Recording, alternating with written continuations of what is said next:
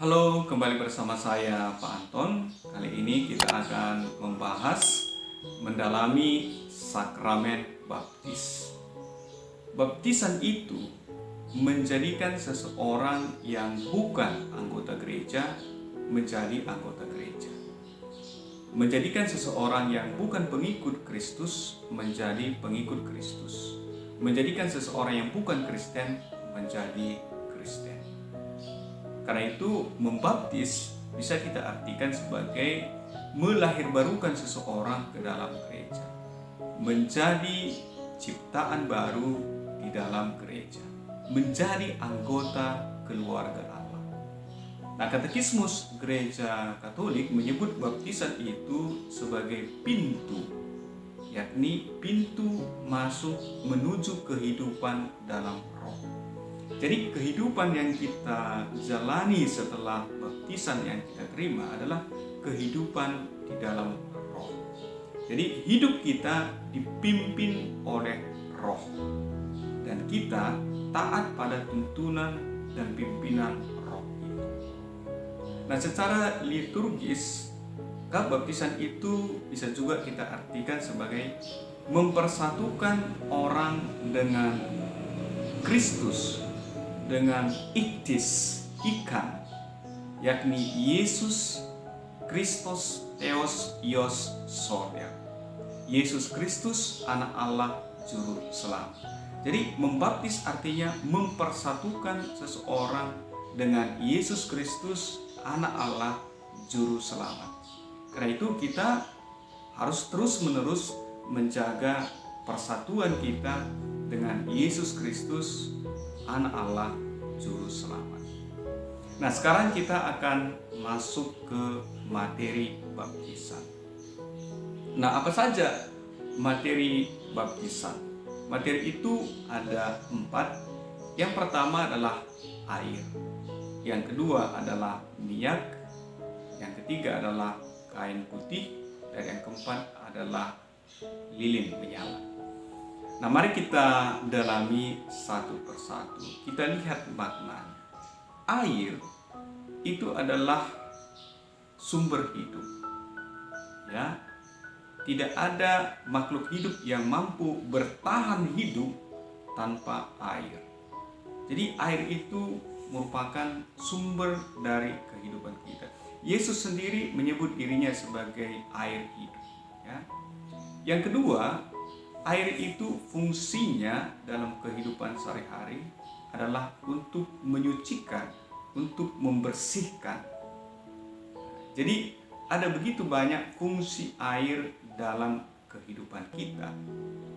Jadi fungsi air dalam baptisan itu adalah membersihkan kita atau menyucikan kita dari segala dosa-dosa kita.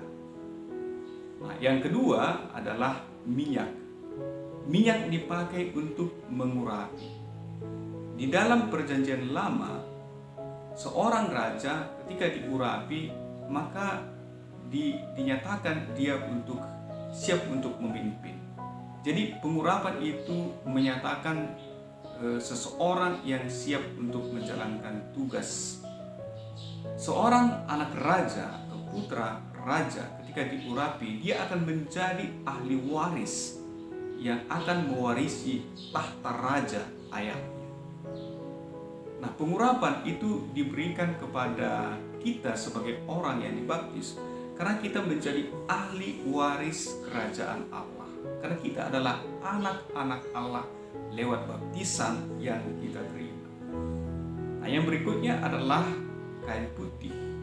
Nah, kain itu melambangkan ciptaan baru, melambangkan suatu kesucian jiwa kita yang sudah disucikan lewat baptisan yang kita terima. Jadi kain itu juga bisa dimaknai, bisa diartikan sebagai busana kita. Yesus Kristus yang kita kenakan sebagai busana kita, yang melindungi, mengayomi kita. Dialah pribadi yang baru yang harus kita ikuti. Nah, yang berikutnya adalah lilin menyala, merupakan simbol dari Paskah bahwa Yesus Kristus adalah terang dunia. dan kita juga harus menjadi terang dalam kehidupan kita. Salah satu dari fungsi terang itu adalah menampakkan kenyataan yang sebenarnya. Nah, jadi itu adalah materi baptisan yang kita lihat pada acara-acara baptisan di gereja. Nah, sekarang kita akan lihat formanya, rumusannya.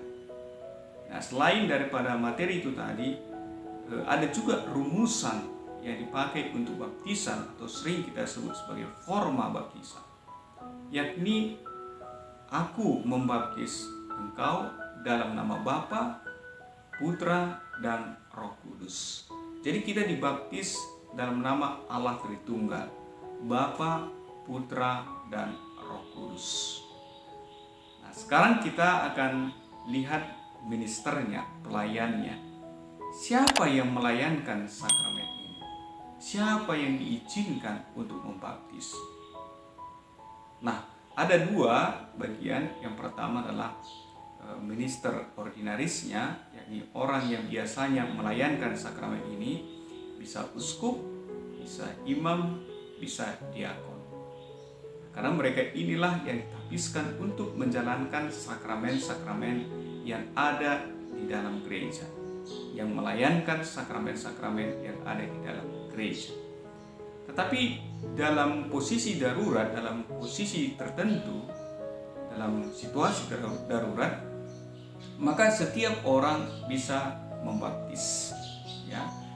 Kemudian siapa yang boleh dibaptis atau penerima baptisan? Orang yang boleh dibaptis itu adalah orang yang belum dibaptis dan hanya orang yang belum dibaptis. Karena itu baptisan itu adalah sekali seumur hidup. Nah, sekarang kita akan lihat apa rahmat dari baptisan itu, apa berkat dari baptisan itu. Nah, ketika seseorang dibaptis, maka dia dibebaskan atau dibersihkan dari segala dosa-dosanya. Maka dia menjadi anak Allah, yang menjadi putra putri Allah.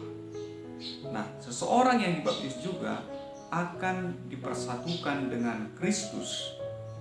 Dia menjadi anggota gereja, menjadi anggota keluarga Allah. Berikutnya lagi adalah dia menjadi ciptaan baru, menerima materai kekal, dan seterusnya. Jadi kita sudah melihat apa itu baptisan, apa itu materinya, formanya, pelayannya, penerimanya, dan rahmatnya. Sekarang saya akan memberikan kepada kalian sebuah penugasan. Coba kalian tuliskan nama baptismu. Tuliskanlah nama baptismu dan mengapa itu dipilih sebagai nama baptismu ketika kamu dibaptis. Tentunya pasti ada alasannya mengapa orang tua atau orang yang memberikan nama itu memberi nama itu sebagai nama baptismu. Contohnya saya misalnya, nama baptis saya itu Agustinus. Itu saya akan mencari tahu mengapa nama itu yang diberikan kepada saya sebagai nama baptis saya.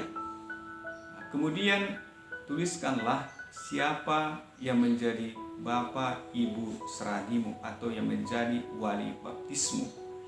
Apakah kamu mengenal wali baptismu pada waktu kamu dibaptis? Barangkali kamu dibaptis pada waktu masih bayi. Nah, tapi paling tidak sekarang kamu mencari informasi dan mengetahui siapa sebenarnya wali baptismu. Apakah kamu menjalin hubungan dengan dia sampai sekarang? Apakah dia memberi pengaruh bagi pertumbuhan dan perkembangan rohanimu? Ya. Kemudian apa makna baptisan bagi dirimu?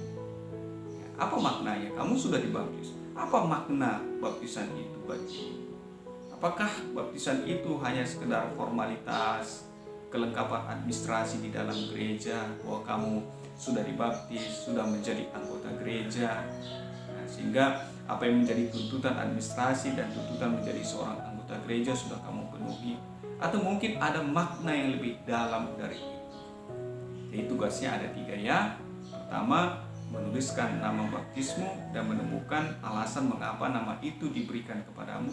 Kemudian yang kedua, menuliskan nama Bapak Ibu seranimu atau wali baptismu dan memberikan alasan mengapa mereka atau dia yang dipilih sebagai orang tua seranimu atau wali baptismu.